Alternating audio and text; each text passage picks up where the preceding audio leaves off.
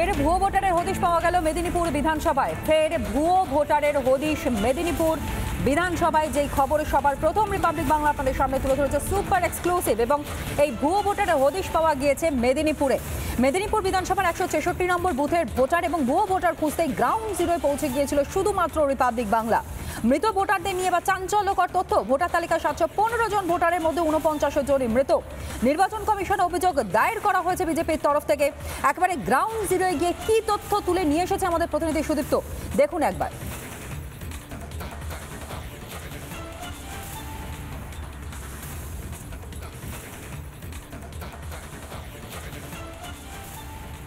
আমরা এই মুহূর্তে আছি 236 নম্বর বুথে, মেদিনীপুর শহরের। আমি দেখাবো 236 নম্বর বুথের কোতবাজার 1 ভাগ নম্বর 1 কোতবাজার।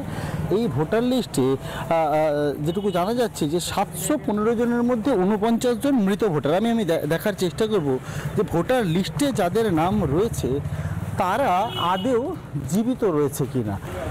আমি প্রথমেই একটা বাড়িতে আসছি, এটা হচ্ছে অমরেন্দ্র সাহার বাড়ি। কেউ আছেন? আচ্ছা, এটা কি অমরেন্দ্র বাবুর বাড়ি? আচ্ছা, একটু দেখে বলতে পারবেন যে এই যে লিস্টে যে নামটা দেখা যাচ্ছে এটা কি অমরেন্দ্র বাবুরই নাম? কোনটা? এই যে এটা। হ্যাঁ, বাবার নামটা। আচ্ছা, পিতার নাম শচীন্দ্রনাথ সাহা। হ্যাঁ। আচ্ছা, ভোটার লিস্ট উনি কতদিন আগে মারা গিয়েছেন? 3 বছর হয়ে গেছে। থেকে আর মানে ভোটার সংশোধনের জন্য আপনাদের কাছে আসেনি বিএলওরা? ইনি হচ্ছেন কিন্তু মৃত ভোটার, কিন্তু জল করছে এখনও 615 নম্বরে তার নাম। খুব পরিষ্কারভাবে বোঝা যাচ্ছে যে ইনি কিন্তু মৃত ভোটার। ফের ভুয়ো ভোটারের হদিশ পাওয়া গিয়েছে এবং সুদীপ্তর পাঠানো সেই প্রতিবেদন আপনারা দেখতে পেলেন, যেখানে স্পষ্টত যে ভুয়ো ভোটারের সংখ্যা কিন্তু নেহাতি এই রাজ্যে অন্তত পক্ষে কম নয়। শুধুমাত্র মেদিনীপুর বিধানসভার 163 নম্বর বুথের যে ছবিটা আপনাদের সামনে তুলে ধরলাম, কিন্তু এই রকম আরও ভুরি ভুরি অভিযোগ সামনে উঠে আসছে। আরও একটা ছবি আপনাদের সামনে দেখুন।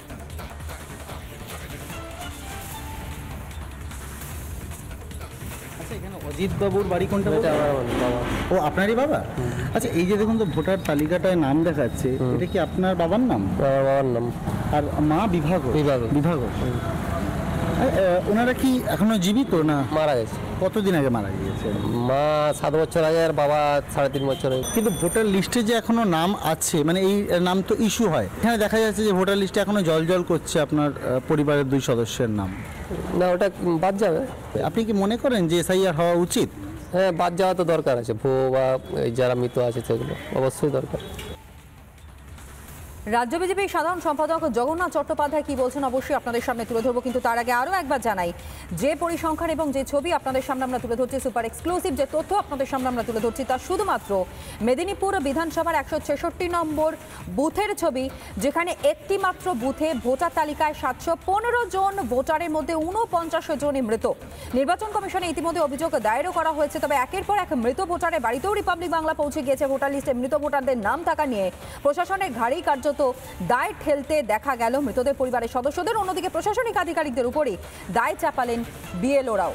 অর্থাৎ কি পরিস্থিতি গোটা রাজ্যে নির্বাচনের একেবারে প্রাককালে, সেই ছবি কার্যত স্পষ্ট হচ্ছে।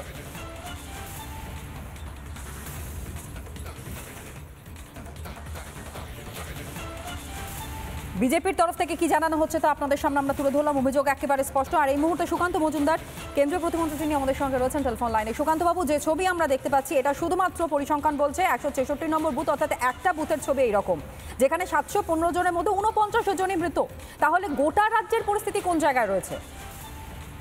দেখুন, গোটা রাজ্যে কয়েক তালিকায় জল করছে। তৃণমূল কংগ্রেস এই ভোট গুলো কাটার বিরোধিতা করছে চরমভাবে। তার কারণ হচ্ছে তৃণমূল কংগ্রেস প্রতিবার ভোটের সময়, সে বিধানসভা ভোট হোক, লোকসভা ভোট হোক, এই যে মৃত ভোটার বা শিফটেড ভোটার যারা অন্য রাজ্যে চলে গেছে তাদের ভোটগুলো তারা সবসময় দিয়ে দেয়।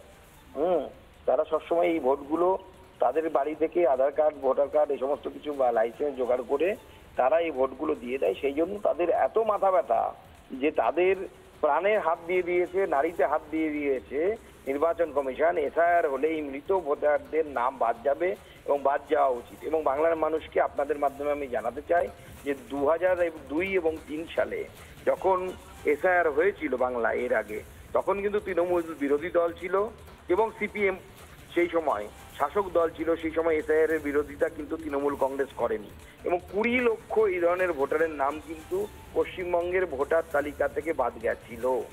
তাই এখন তৃণমূল কংগ্রেস শুধুমাত্র এইভাবে মৃত ভোটার এবং তার সাথে বাংলাদেশি অনুপ্রবেশকারীদের ভোট নিয়ে জেতার জন্যই এত চেষ্টা করছে, কিন্তু তাদের সেই চেষ্টা সফল হবে না। আলটিমেটলি সমস্ত মৃত ভোটারদের নাম ভোটার লিস্ট থেকে বাদ দিতে হবে, এই দাবি আমরা নির্বাচন কমিশনের কাছে জানাচ্ছি। বেশ, ধন্যবাদ জানাই সুকান্ত মজুমদার, কেন্দ্রীয় প্রতিমন্ত্রী, তিনি এই মুহূর্তে ছিলেন আমাদের সঙ্গে টেলিফোন লাইনে। আরও একবার আপনাদেরকে জানাই মেদিনীপুর বিধানসভার 166 নম্বর বুথের ঘটনা, যেখানে স্পষ্টত দেখা যাচ্ছে যে ভোটার তালিকায় 715 জন ভোটারের মধ্যে 49 জনই মৃত। অন্যান্য দিকে যে খবর উঠে আসছে যে একের পর এক মৃত ভোটারের বাড়িতে রিপাবলিক বাংলা যেমন পৌঁছে গিয়েছে, একই সঙ্গে নির্বাচন কমিশনে অভিযোগও দায়ের করা হয়েছে। রাজ্য বিজেপির সাধারণ সম্পাদক জগন্নাথ চট্টোপাধ্যায়ের বক্তব্য শুনুন। শুধুমাত্র মেদিনীপুর নয়, পশ্চিমবঙ্গের 81,000 বুথে এই ধরনের মৃত ভোটাররা অবস্থান করছে। পশ্চিমবঙ্গের ভোটার তালিকায় অন্তত 50 থেকে 60 লক্ষ মৃত ভোটার আছে। মৃত ভোটারদের এই যে শাসক দল একবার মাত্র শুধু আহ্বান করে যে আসুন উপর থেকে নেমে এসে ভোট দিয়েছেন, তারা চলে আসে, তারা ভোট দিয়েছেন। কিন্তু কি করা যাবে, ভারতের গণতন্ত্রে, ভারতের সংবিধানে এই ব্যবস্থা নেই। তো সেই কারণে বিশেষ যে অভিযান চলবে তাতেই মৃত ভোটারদের নাম বাদ যাবে। ভোটার লিস্ট শুদ্ধ হলে ভোটও শুদ্ধ হবে। আপনাদের শোনাই তৃণমূল কংগ্রেসের পক্ষ থেকে কি বলা হচ্ছে, ফিরহাদ হাকিম তার বক্তব্য শুনুন।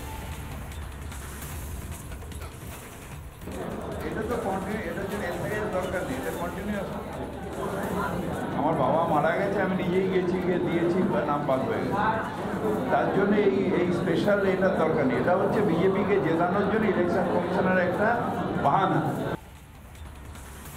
তৃণমূল কংগ্রেস কি চাইছে যে স্বচ্ছভাবে নির্বাচন হোক এবং স্বচ্ছভাবে নির্বাচনে লড়ে তারা প্রতিদ্বন্দ্বিতা করে মূলত সেই রকমভাবে ম্যান্ডেট নিয়ে ক্ষমতায় আসুক? সাধারণ মানুষও তারা কি ভাবছেন এই গোটা ঘটনার প্রেক্ষিতে শোনাই।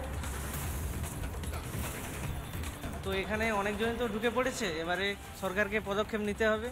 তার মাধ্যমে কিছু সফটওয়্যার বা কিছু সরকারকে যদি লঞ্চ করাতে পারে, তাহলে সেখান থেকে অনেক ভোটার হয়তো মানে যারা সত্যিকারের ভোট দেবে তো তারা বেরিয়ে আসতে পারে। তো মনে হয় যে সরকারকে আরও কিছু স্টেপস নেওয়া উচিত, এটাকে এই বিষয়ে একটু খুঁটিয়ে দেখা উচিত, এটা নিয়ে ভাবা উচিত। সেই দিকে একটু খুঁত আছে আমার যতদূর মনে হচ্ছে। দেখুন, যারা নতুন ভোটার তারা তো মানে বেসিক্যালি কিছুই মানে জানেন এই ব্যাপারে, তো তাদেরকে মানে তাদের কাছে এটা একটা মানে টোটালি আশ্চর্যকর বিষয় যে এরকম মানে হয় আর কি। টোটালি অ্যাকচুয়ালি ইন্টারনাল ব্যাপার, এখানে টোটালি ইন্টারনাল অ্যাফেয়ার্স। এখানে আমরা রাজনীতির জন্যই, ক্ষমতায় থাকার জন্য ক্ষমতা আবার কি, এটা তো পুরোটাই ওটার বেসিসেই। মানে এখানে তো লোকের মতের কোনো ভ্যালু নেই, মানে কোনো দাম দেওয়া তো হয় না সেই হিসাবে। যেটাই সরকার বুঝবে ঠিক সেটা সঠিক পথ কি ভুল পথ উনি সেটাই দেখবেন, এখানে মানুষের কোনো দাম নেই। নানা ধরনের কন্টেন্ট দেখার জন্য লাইক করুন, শেয়ার করুন আমাদের ফেসবুক পেজ, সাবস্ক্রাইব করুন আমাদের ইউটিউব চ্যানেল। পাশাপাশি অন্যান্য ব্রেকিং নিউজের জন্য অবশ্যই চোখ রাখুন রিপাবলিক বাংলায়।